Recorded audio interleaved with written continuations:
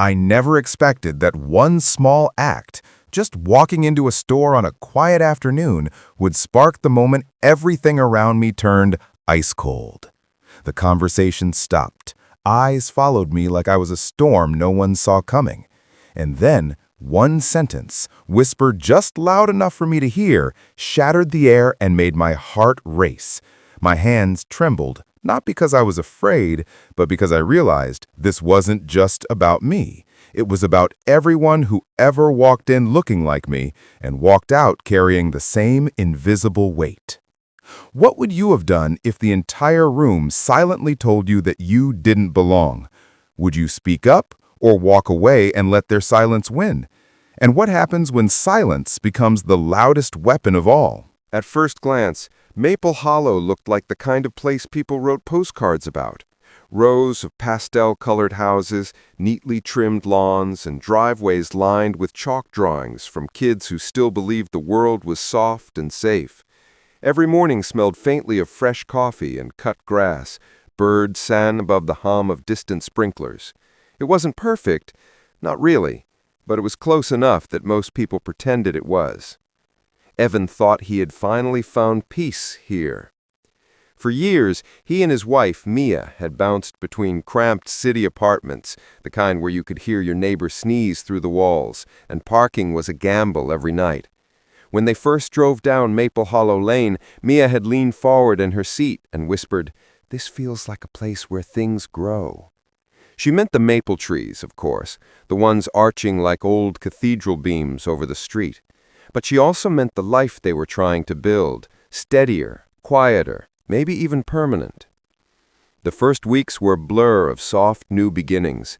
Evan spent his mornings repainting the porch, humming along to the radio and waving to the joggers who passed by. Mia baked muffins for the next-door neighbors, who returned the gesture with a plate of snickerdoodles. They met the retired couple across the street who collected wind chimes, and the family 2 houses down whose little boy rode his bike in endless loops around the cul-de-sac, training wheels rattling like distant applause. Evenings were their favorite. They'd sit on the back deck, wine glasses sweating in the late summer air, watching the lake turn molten gold as the sun went down. Sometimes they'd see the neighborhood kids leaping from the wooden dock, their laughter echoing across the water. It all felt untouched, like they had stepped into a bubble where nothing cruel could get in. That's why, when the first official-looking envelope appeared in their mailbox, it didn't seem like anything serious. Just a simple letterhead, Maple Hollow Homeowners Association. Evan smiled as he tore it open, assuming it was a welcome note, maybe even an invitation to a block party. Instead, it was 3 pages long, densely written, every line crammed with rules about exterior paint colors, acceptable nail box styles, and noise curfews. He laughed it off, tossing it on the counter with a joking, "Guess we live in Stepford now." Mia laughed too, but her brow stayed furrowed as she scanned the paper. Neither of them realized then that the letter was the first ripple on the surface of something deeper. Something that had been quietly building beneath the neighborhood's calm exterior long before they arrived. The signs were small, almost invisible at first. The way Mrs. Dempsey next door flinched when their dog barked more than twice. The way Mr. Caldwell paused his morning jog to frown at the new flower boxes Evan had installed, his gaze lingering just a second too long. Little things. Things easy to dismiss. But then came the friendly reminders, slipped under their door, folded into their mailbox, notes printed in the same precise font as that first letter. Each message carried the same honey-sweet tone, polite, almost cheerful, but behind it lurked something sharper, something possessive. Evan tried to shrug it off. He told himself it was just neighbors being protective, that this was what kept Maple Hollow looking the way it did. But on quiet afternoons, he caught himself staring out at the dock, the one at the edge of his backyard, the one the kids used, the one he thought was part of his property, until he noticed the faint, weathered sign, half hidden by reeds at the waterline. Maple Hollow HOA Shared Recreation Zone. It made him pause. Technically, the property deed he signed listed the lake as part of his lot. He'd seen the boundary lines, had followed them with his finger like a kid tracing a treasure map. But the sign said otherwise. When he mentioned it to Mia, she gave a nervous laugh. "I'm sure it's just some old thing they forgot to take down," she said, then changed the subject. So he let it go. At least, he pretended to.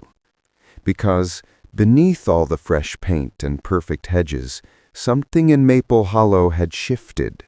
The air felt different, tight, watchful. Conversations with neighbors became shorter, smiles more forced. The joggers stopped waving back. The little boy on the bike no longer rode loops in front of their house. Even the lake seemed quieter, its surface flat and still, as if it too were holding its breath. One night just after sunset, Evan stood on his deck with a mug of coffee gone cold, watching the dock. A shadow moved near the shore, a man he didn't recognize, holding a clipboard, staring at the wooden boards like they had done something wrong. When Evan stepped forward to call out, the man glanced up sharply and then walked away without a word, disappearing into the dark. That was the first moment Evan felt it for real. That creeping certainty that something was coming. Something bigger than flower boxes or barking dogs. Something that wouldn't be solved with muffins or smiles or neighborly small talk.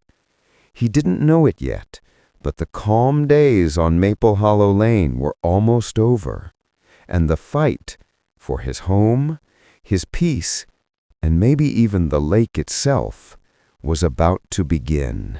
The first real blow came on a Tuesday morning, wrapped in another one of those crisp white envelopes. Evan had just sat down with his second cup of coffee when he saw it sticking out of the mailbox, the corner marked with the same Maple Hollow HOA logo. He thought it might be a bill, or maybe another gentle reminder about something trivial. It wasn't. Notice of violation. The words slammed against his chest before he even read the rest. Apparently, the flower boxes he'd built on their front porch, small, simple cedar boxes Mia had planted with marigolds, violated architectural conformity regulations. The letter demanded their removal within 7 days or face a fine of $150 per day.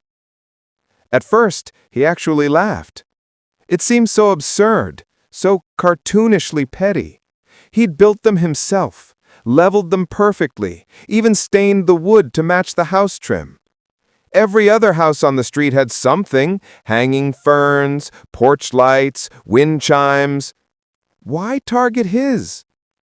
But the laughter curdled as he read further.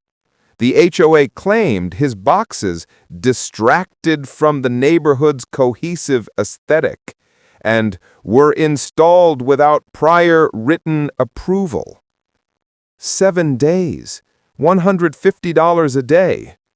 It didn't feel funny anymore. Evan decided to fight back.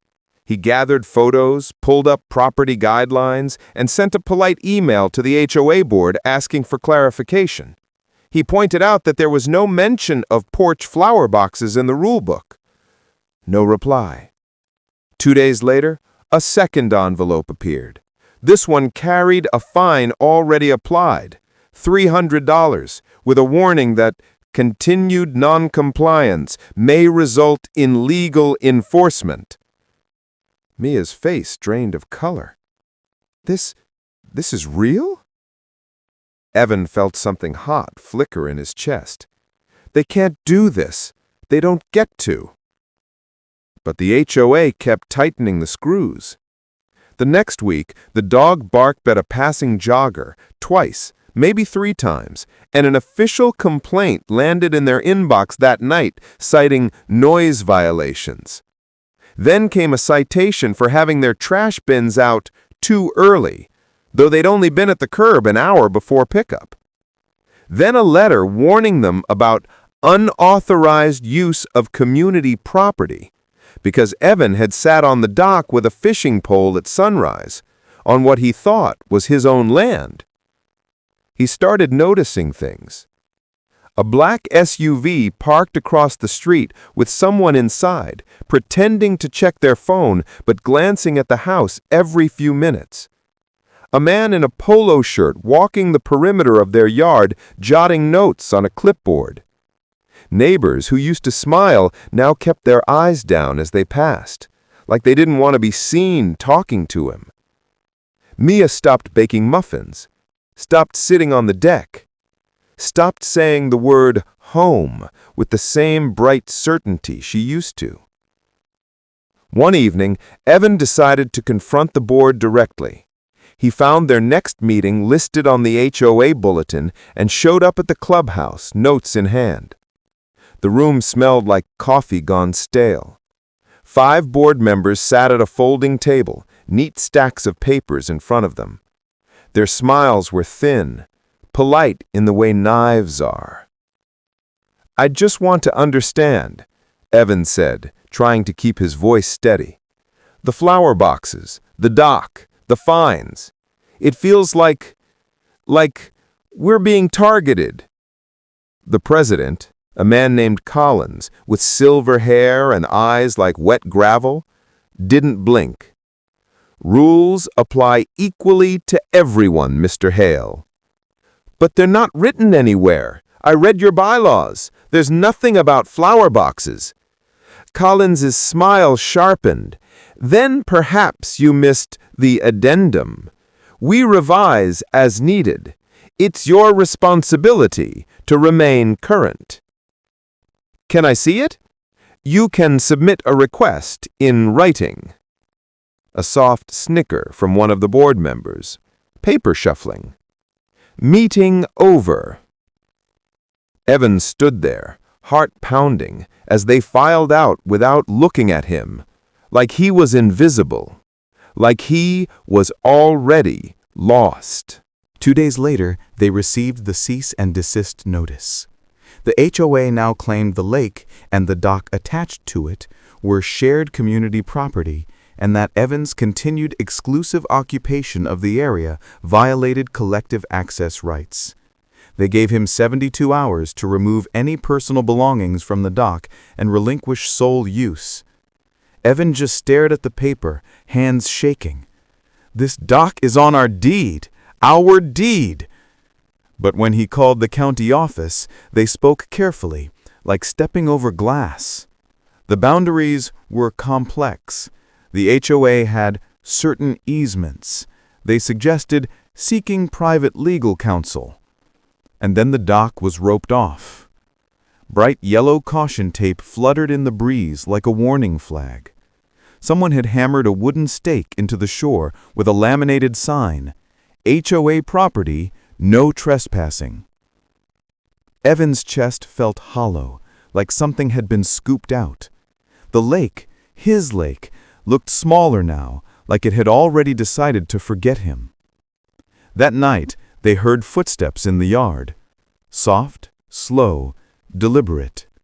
By the time Evan rushed out with a flashlight, the noise was gone. Only the faint smell of cigarette smoke lingered on the wind.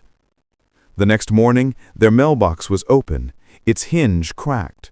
Nothing missing, just open, like someone wanted them to know they had been there. Mia started sleeping on the couch with the lights on. Evan stopped sleeping at all. The fines piled up. $150 became $450, then $900, then $1,200, while letters from the HOA arrived almost daily, each one colder than the last. They threatened liens. They hinted at foreclosure. They mentioned failure to comply may result in further legal escalation so many times that the phrase began looping in Evan's head like static. He called, emailed, begged for a meeting. Silence. Meanwhile, the neighbors began treating them like a contagion. Conversation stopped when they approached. Yards emptied when they stepped outside. The little boy who used to ride his bike down their street now pedaled the long way around, never looking at their house. The community that once felt like a soft landing now pressed against them like a wall. One afternoon, desperate, Evan walked to the dock, just to look at it, to remind himself it was still real. The yellow tape flapped in the wind, brittle from sun. As he stood there, a voice cut through the stillness. "You're trespassing." Collins, standing at the tree line in his pressed khakis, arms folded. "This is mine," Evan said quietly. "Not anymore." Collins smiled without warmth and walked away, leaving deep boot prints in the mud. Evan stayed there long after he was gone, staring at the lake until his eyes burned. He had never hated water before. Now it felt like it was trying to erase him. That night he found the envelope. Slipped under their door. No return address, no letterhead. Just a single sheet of paper. "We warned you. Comply or pay the price." No signature. No explanation. But at the bottom, pressed faintly into the paper, was the shape of a muddy boot print. For the first time, Evan felt something snap inside. Fear drained out and left something sharper behind. Resolve. They wanted him to fold, to vanish quietly, to stop fighting. But as he stood there in the dark, clutching that note, he realized something. They had underestimated him. They thought this was about flower boxes and fishing poles. They didn't realize what people do when someone tries to take their home. By the time the summons arrived, Evan had almost stopped flinching when the mailbox creaked. But this one was different. Thicker. Heavier. The kind of envelope that never carries good news. Inside, a formal notice from the Maple Hollow HOA declaring their intent to pursue legal action for unpaid fines, non-compliance, and unauthorized seizure of community property, meaning the dock, the lake, the water he had stared at through sleepless nights. They were going to try to take everything. Mia stood frozen in the kitchen, the letter trembling in her hands.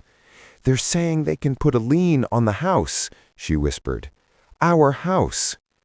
Evan heard her voice, but couldn't make sense of the words.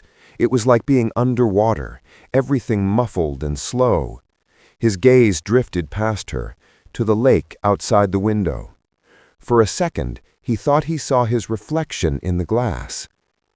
Then realized it was Collins, standing on the dock, staring directly at their house. Something in Evan's chest caught fire. The next day, he walked into the county records office. If the HOA wanted a war, he was done playing defense. For hours, he pored over dusty plat maps, deeds and easements, flipping page after page, while a bored clerk watched from behind the counter.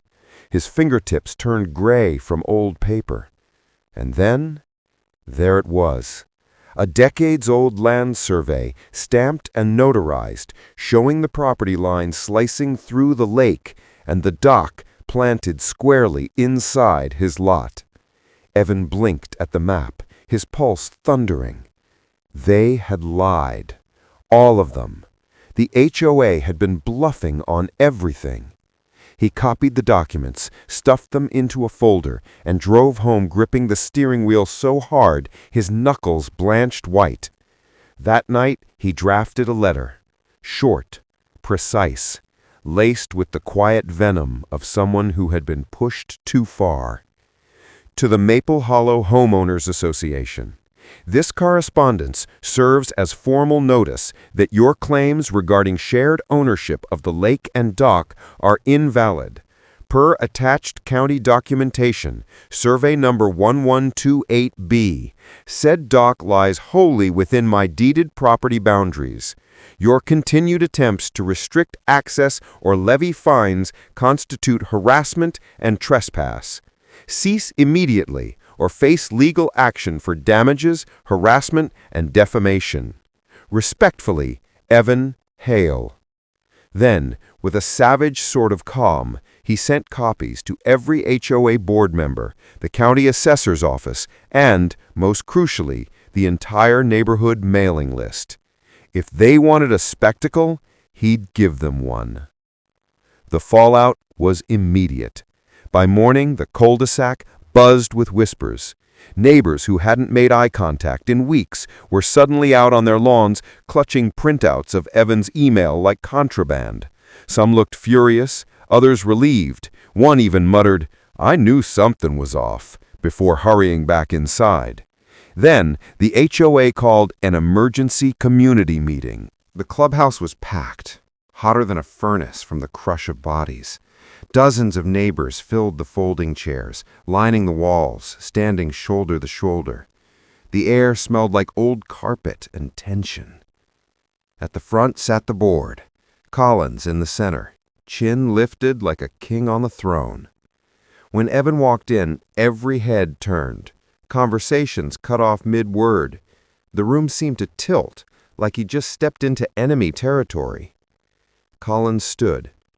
"Mr. Hale," he said, voice smooth as oil, "you've caused quite a stir." "Just telling the truth," Evan replied, forcing his voice steady. Collins smiled thinly. "You've circulated false and misleading documents." "They're county records," Evan shot back. He tossed the folder onto the table. "Stamped, signed, you lied. About the dock, about the fines, about everything." A murmur rippled through the crowd. Collins's smile didn't crack, but his jaw tightened. "You misunderstand," he said. "Regardless of where your so-called survey places the dock, the HOA retains regulatory authority over all shared-use areas." "But it's not shared," Evan snapped. "It's mine. And you've been bleeding us dry over rules you make up as you go along." Gasps! Someone clapped, then quickly stopped. Collins's face darkened. "Sit down, Mr. Hale, before this escalates." But Evan didn't sit. He turned to the crowd. "You've all seen it, the notes, the fines, the way they watch your yards like prison guards. You think it won't be you next? It will. The second you plant the wrong flower or paint the wrong trim. They want us scared. They want us quiet." For a moment, silence. Then someone said, "He's right." Then another, and another. A low, rising agreement filled the room. Collins slammed his gavel against the table. "Order! This meeting is under board authority." "Not anymore," Evan cut in. "Not when you've broken your own bylaws." He pulled out the final card, the HOA's own charter, highlighted and dog-eared, and read aloud the clause stating that any board member found engaging in misconduct or misrepresentation could be removed by a community vote. "Misrepresentation," Evan said, voice steady as steel. "Like inventing fines for non-existent violations. Like threatening liens on property you don't own." The room erupted. Shouting, chairs scraping, neighbors waving their copies of Evan's email like flags. Collins went pale. For the first time, he didn't look like a king. He looked cornered. Within minutes, someone motioned for a vote. Hands shot up, dozens of them, almost everyone in the room. Evan stood still, stunned, as the board's power crumbled right in front of him. Collins tried to object, but his voice drowned under the roar of the crowd. It was over. The board was dissolved, removed on the spot by the very people they'd ruled with fear. Collins shoved his papers into a briefcase, face flush and trembling, and stormed out without another word. The door slammed behind him like a gunshot. And just like that, silence. Evan walked home in a daze, the night air cool on his face. The lake glittered under the moon, calm and quiet, like it had been waiting. He stepped onto the dock, his dock, half expecting yellow caution tape to rise from the water like ghosts. There was nothing, just the creak of old boards and the soft lap of water against the posts. He stood there for a long time, breathing, listening, It was the first time in months he felt like he could. But victory came with echoes. The next morning his porch was littered with letters, some from neighbors thanking him, some apologizing, and one scrawled in jagged black ink, "This isn't over." No name, no return address. Just that. He read it twice, then folded it carefully and set it aside.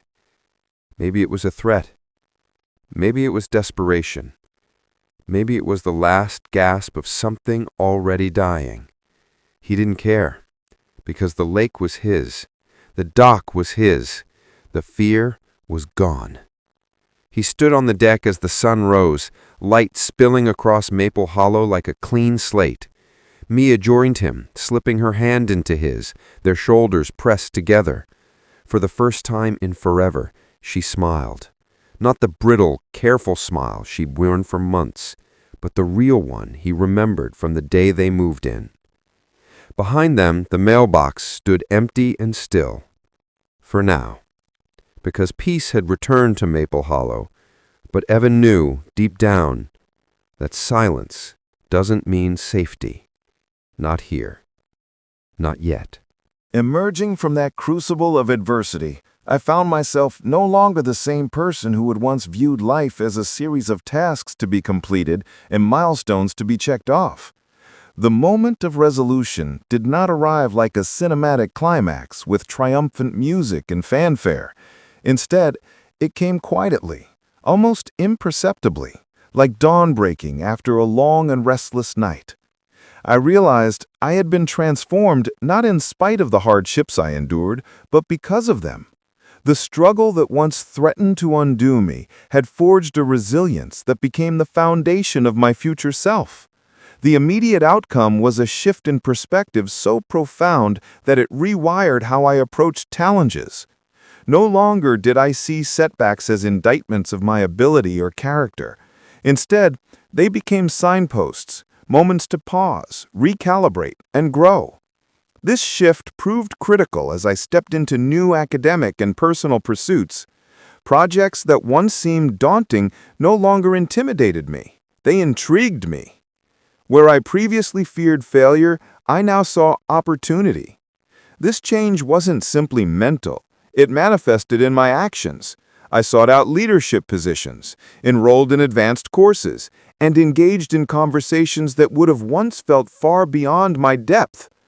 Each decision, each risk, became an affirmation of my newfound belief that adversity was not an obstacle, but a catalyst. The ripple effects spread outward, touching the people around me. My peers who had once seen me as reserved or overly cautious began to notice my willingness to step into the unknown. Teachers remarked on the way I embraced feedback with curiosity instead of defensiveness. Friends confided that my persistence inspired them to push through their own struggles. In supporting them, I found yet another dimension of growth: empathy. Having known what it felt like to flounder alone, I became determined to ensure others didn't have to. I started mentoring younger students, not as someone who had all the answers, but as someone who understood how it felt to search for them in the dark. That empathy reshaped how I viewed leadership, not as a position of authority, but as an act of service. Over time, the internal changes crystallized into external achievements. My academic performance improved dramatically, but more importantly, so did my confidence. I began submitting work to competitions and presenting at conferences, endeavors I would have once dismissed as out of reach. The surprising part wasn't just the success that sometimes followed, but the peace I felt, even when it didn't. I no longer hinged my self-worth on winning or losing. The act of showing up fully, of daring greatly, became its own reward. That mindset became a self-reinforcing cycle. The more I challenged myself, the more my resilience grew. The more resilient I became, the more I embraced new challenges. The long-term consequences of this transformation are still unfolding, but even now, they shape everything from my goals to my daily habits. I've learned to approach life with an experimental mindset, seeing every effort as data rather than a verdict on my worth. This shift has liberated me from the paralysis of perfectionism. I take initiative without waiting to feel ready, trusting that readiness is not a prerequisite but a byproduct of engagement. I've also become intentional about surrounding myself with people who challenge and uplift me, not out of insecurity, but because I now understand growth thrives in community. This has created a network of mutual support that amplifies everyone's potential, including my own. Perhaps the most profound consequence, though, is the way this journey redefined my relationship with myself. Where I once saw fragility, I now see adaptability. Where I once felt an imposter, I now recognize evidence of hard-earned competence. This self-trust doesn't mean I never doubt myself. Rather, it means doubt no longer dictates my choices. I can acknowledge uncertainty without succumbing to it. That shift has given me the courage to imagine a future far larger than the one I once dared to envision. It has emboldened me to pursue paths that are not linear or guaranteed, paths that align with purpose rather than just predictability. Looking back, the satisfying outcome was not a single victory or accomplishment, but the quiet realization that I am no longer defined by the moments that once threatened to break me. They are part of my story, but they no longer hold the pen. I do. This awareness has been both liberating and humbling. It taught me that resilience is not an innate trait possessed by a lucky few, but a skill anyone can cultivate through practice, reflection, and support. It also taught me that true strength is not about being unshakable, but about choosing to stand back up again and again with an open heart. The impact continues to reverberate in subtle yet profound ways. I approach challenges now with a blend of curiosity and calm, knowing that difficulty is not a detour from the path, but part of it. I've learned to savor small wins and to see setbacks as temporary, contextual, and rich with insight. This has made me more patient with others, with outcomes, and with myself. I've stopped demanding instant results and started valuing sustainable growth. Ironically, this patience has accelerated my progress more than urgency ever did. As I think about the future, the most powerful takeaway from this journey is deceptively simple. Adversity is not the opposite of growth, it is the engine of it. This realization reshaped not just what I pursue, but how I pursue it. I no longer measure success solely by external achievements, but by the depth of my engagement, the authenticity of my effort, and the resilience I show along the way. I've come to see that the moments that test us most severely are often the same moments that refine us most deeply. They strip away pretenses and force us to confront the core of who we are and who we want to become. This understanding will be my compass going forward. It reminds me that every obstacle contains the seeds of its own transformation, if I am willing to stay present long enough to nurture them. It assures me that courage is not the absence of fear, but the decision to act despite it. And it anchors me in the belief that even when the path ahead is uncertain, I carry within me everything I need to keep moving forward. In the end, the resolution of my story is not about arriving at a fixed point of triumph, but about embracing a lifelong posture of resilience, one that transforms challenges into opportunities, doubt into determination, and setbacks into stepping stones. The impact of that shift will echo far beyond this moment, shaping not only the person I am today, but the person I will continue becoming for years to come. And if there is one enduring lesson I will carry with me, it is this: our greatest strength is not found in never falling, but in rising each time we do, stronger, wiser, and more fully ourselves.